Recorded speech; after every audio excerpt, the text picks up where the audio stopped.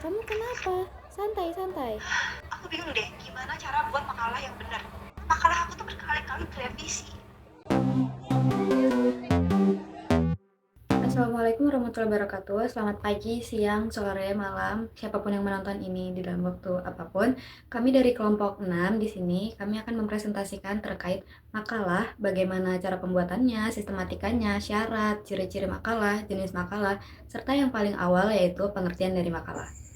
Pengertian makalah di sini yaitu karya tulis yang memuat pemikiran tentang suatu masalah dengan topik tertentu yang ditulis secara sistematis dan runtut dengan disertai analisis yang logis dan objektif, yang memuat juga pemikiran sistematis dan terstruktur tentang suatu masalah atau topik tertentu dengan analisis yang logis dan objektif.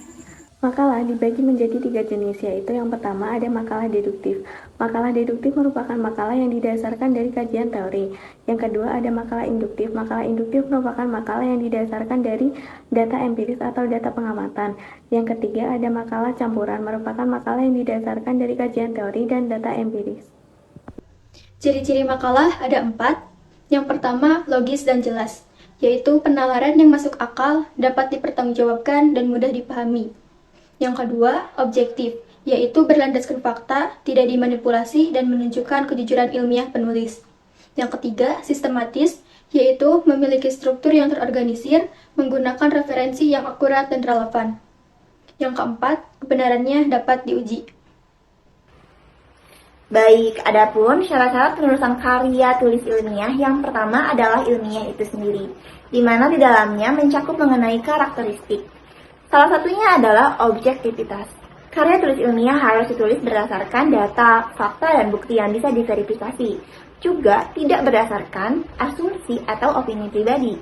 Di dalamnya juga harus terstruktur dari awal hingga akhir atau sistematis, dari pendahuluan hingga kesimpulan. Di dalamnya juga terdapat argumen dan analisis yang harus bisa dibuktikan dan menggunakan bahasa formal atau EYD 5, juga PUEB yang masih berlaku di Indonesia sekarang ini. Yang kedua adalah orisinal atau bukan ciplakan, di mana karya tulis tersebut ditulis sesuai dengan penelitian yang penulis lakukan. Adapun jurnal-jurnal yang dimasukkan oleh penulis itu akan dicakupkan di body note atau di footnote sehingga karya tulis tersebut jelas dari sumber yang credible atau terpercaya. Yang ketiga yaitu sesuai dengan sistematika atau terstruktur dari awal hingga akhir, dari pendahuluan hingga kesimpulan. Yang keempat yaitu sesuai dengan PUEB atau EYD 5 yang masih berlaku di Indonesia. Karya tulis ilmiah juga harus ditulis berdasarkan peraturan-peraturan EYD 5 yang harus dipelajari terlebih dahulu sehingga karya tulis bisa dibuat dengan sempurna.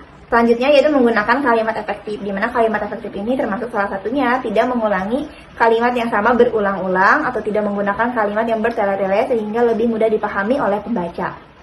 Yang keenam yaitu menjawab rumusan masalah, di mana masalah-masalah yang telah tadi dituliskan bisa dijawab sesuai dengan penelitian yang telah dilakukan oleh penulis. Sehingga solusi-solusi tersebut bisa dituliskan di dalam karya ilmiah atau pembahasan yang sedang dibahas.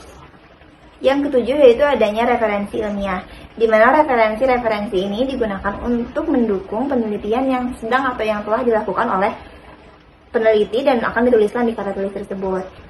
Yang terakhir yaitu mencantumkan referensi, di mana referensi-referensi yang digunakan harus dicantumkan sesuai dengan aturan-aturan yang berlaku di dalam karya tulis ilmiah. Sehingga karya tulis yang dibuat oleh penulis bisa reproduksibilitas, bisa diperiksa ulang, diteliti ulang oleh orang lain.